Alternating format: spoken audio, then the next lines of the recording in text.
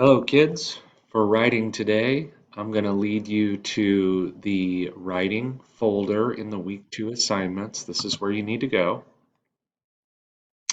You need to click into the writing folder, and there are two videos. We've got this video here, Wednesday Writing 2. Sentences need a capital letter at the beginning and a punctuation at the end.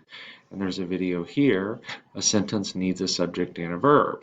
The last thing you'll do for the Schoology writing work is click into this Google form, and there are a couple of quick questions to kind of see what you learned from the videos.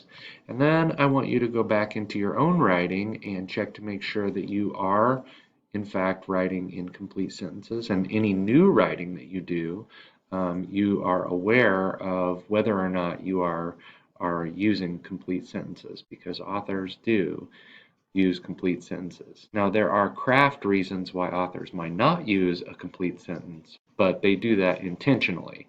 In order to use those craft moves that authors do, you still need to know the rules of what makes a sentence a sentence. And that's what these videos illustrate for you.